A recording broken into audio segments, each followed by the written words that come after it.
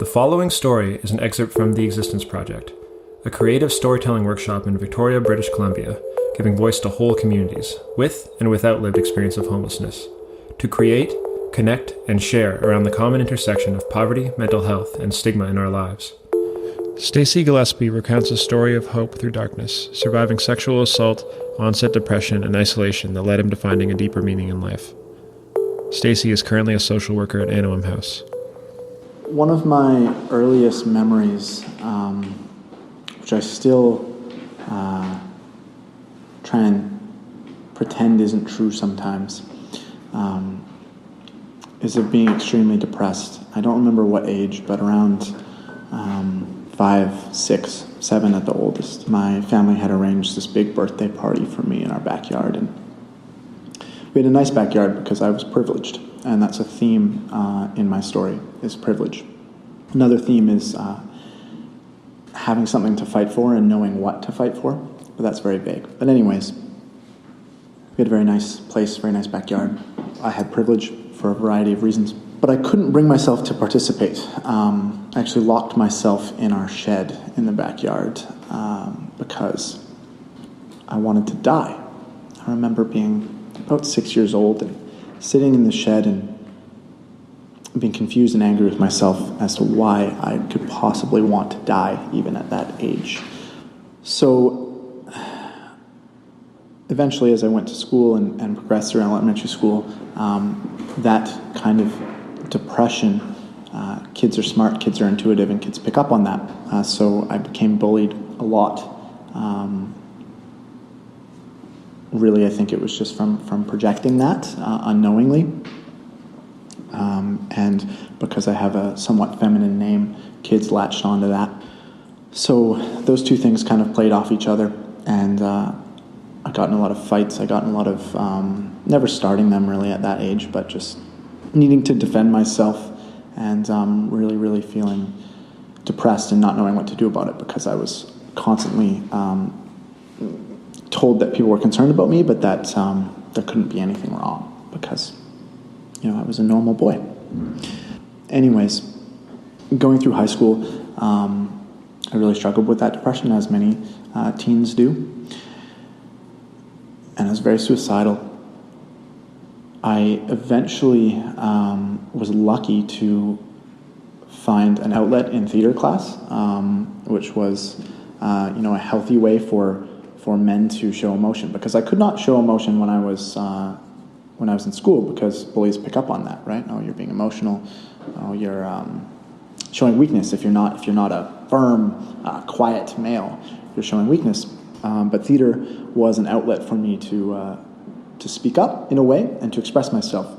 So I still struggled with that depression a lot, but I began to gain some confidence and to be able to start to self-analyze.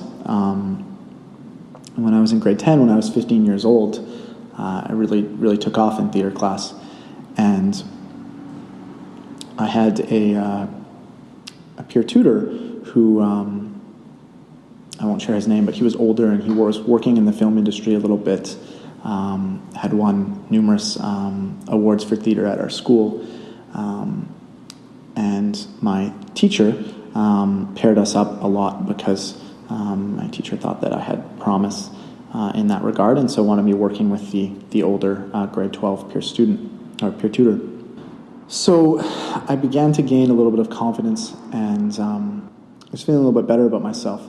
And bullies started to leave me alone just a little bit. It didn't really help with the suicidal tendencies, but in some sense it did help with the depression. One day I was walking home and I saw 3 of the boys who had bullied me and beat me up a couple times, and they were beating up the peer tutor, who was older than me, because he was gay. They were calling him a faggot and things like that, and kicking him while he was on the ground. And I remember stopping and thinking about it, because they had left me alone for a while, so I didn't really want to get involved, but I knew that it was the right thing to do. In hindsight, the best thing to do probably would have been to call someone or get an adult, but I harbored a lot of anger, and I think it was an excuse to let that be an outlet, so I ran in and got involved and started throwing punches and stuff. And anyways, they all kind of scattered, And then the peer tutor and I formed a friendship, which was nice. So on days when I wasn't walking home with by myself or with the only two friends I really had, I would walk home with him. And because of my name, I should say, the feminine nature, people often like to call me gay, call me whatever, even though I wasn't. Doesn't really matter. But I did relate to him being ostracized a little bit for that. So we walked home, and one day we were walking home, and I was writing a play for the school, and he asked me if I wanted to go inside and work on my script for the play with him. And I thought that was a great honor because he had worked in film and you know, he was kind of the theater guy at our school. So instead of going home, I went into his house to work on our script. He lived with his father who was away. Instead of working on our script, when I walked into the living room, he punched me from behind, pinned me down, and he had set up in advance various tapes of hardcore pornography for some reason. And he pinned me down and tried to rape me while telling me that I would enjoy it, and if I didn't, that I could just watch the pornography. And that way it would be better for me. I remember as he was trying to pull down my underwear, he lost his grip for a moment, and I was able to kind of spin around off the floor, and luckily my elbow caught his jaw, and that gave me enough time to kind of flip over and struggle free. But when he got up, he was in between me and the door, so we scuffled a little bit, and eventually I was able to get away and run out the door.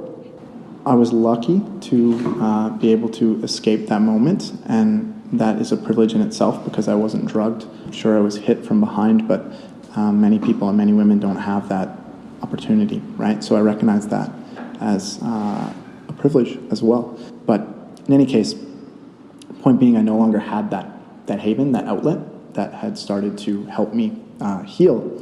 So I still went to class, but it was now a place of anxiety as well because he was there. Going on, I realized from that moment that I got through that moment by fighting, by being physical. So I started to think that that was the answer. And I had all of this anger inside of me and this frustration. But I didn't want to direct it on people who didn't deserve it. So I needed an outlet. I started sneaking out at night of my parents' loving home. And eventually I found a fight club at a beach in Richmond, BC. A real fight club where you could go there on Wednesday nights at midnight, and mostly young boys, but other people would gather around on the beach and fight. And so I did that for a while. Eventually, through kind of moving into the alternative culture scene, I was lucky enough to meet some people who kind of noticed my spiral and reached out to me and directed me away from that, directed me into going to punk shows and moshing and doing stuff like that was a little bit healthier. So I started doing other outlets at night because I could never sleep, because I was always thinking about things, my past, my depression. So I started doing other things, and eventually I moved on from wanting to fight others. Well, actually, at first I wanted to fight the world, I should say. And then I wanted to fight others. And then from there, after knowing some healthy people, I realized that I wanted to fight for others. I started looking for people that I could help, that I could fight for. But I was still running because I did not want to fight for myself. So I just ignored everything in my life, spent all of my energy, ignored assignments, ignored school, spent all of my energy into trying to find other people who I knew were depressed or who needed help and to fight for them. I was at a concert, and while everyone else was having a good time, I noticed this girl who was sobbing to herself through the entire concert, sitting in a sofa in the corner alone. And eventually I went over to her and spoke with her and just said that I didn't know anything like what she was going through, and I didn't want to invade her space, but that I could feel her pain, and if there was anything I could do, I would do it. She was there because her father had left her. I truthfully, I didn't really know. There was so much pain there that I couldn't remember, but there was parental conflict. And she was in a similar circumstance to me, so we ended up talking every day. And her situation improved, and eventually her and her mother moved to Nova Scotia. And so I graduated high school, and I didn't really have an avenue to fight for others so much anymore. I didn't know what I wanted to do. I still had all of this. I had no energy and nothing but energy at the same time. I had energy for everything but myself. Anything that required me, I no longer had energy for. I had been a good soccer player. I couldn't play anymore because I couldn't do anything for myself, really. But I had no way to help others. I didn't really know what I wanted to do with my life. And one day I got an email from that girl's mother saying that she had found my email address or gotten it from her daughter, and that she didn't know me, but I had really helped her daughter through very hard times with their family, and that her daughter might not be here if it wasn't for me. And so she was really hoping that I would be willing to fly to Nova Scotia and spend the holiday season with their family. Through that trip and through spending time with them and talking to the other healthy people that I had been lucky enough to meet slowly over time, I realized that I needed to fight for myself. And they said, hey, you need some guidance in your life. Why don't you be a social worker? Why don't you go to school and try and use your experience to fight for others? But in order to do that in a healthy way, you need to fight for yourself first. So it's kind of funny, the pattern that we go through when we're in need and when we're survivors. Like I said earlier, we want to fight for anything but ourselves. We want to fight the world, then we want to fight others, and then we want to fight for others. But eventually, we all have to realize that we need to fight for ourselves. And that's how I ended up at Anawim House, because I believe this is a place where we can truly make a difference on a smaller scale, but in some ways on a larger scale through the values that we promote here. I should also add that one day while I was in college, I ran into the man who attempted to rape me and who sexually assaulted me at a Starbucks, just out of pure fluke. And he asked if he could speak with me outside. And I said, sure. And I went outside and he started crying. And he just said that he was so sorry for what he did to me and what he tried to do to me. And I told him that I forgave him. My exact words, sorry for the language, were, I forgive you, never fucking talk to me again.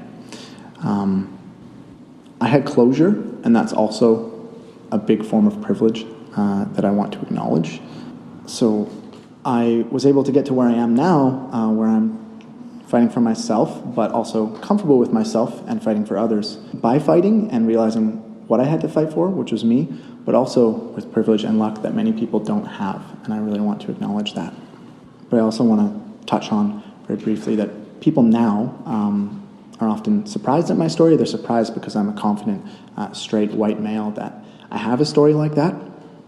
And they think that I got to where I am now by kind of fitting in with the norms. Oh, you must have been a confident kid in school. You must have been a kid who played on all the sports teams and was good with girls and all of those kinds of things that, us confident, straight, white men are supposed to be. But I actually got to where I am by going another route, by going against a lot of the expectations that society has for boys. And I think it's very important to acknowledge that as a straight man, I go through things as well, but I also have a lot of privilege. I'm happy to acknowledge that. Thanks for your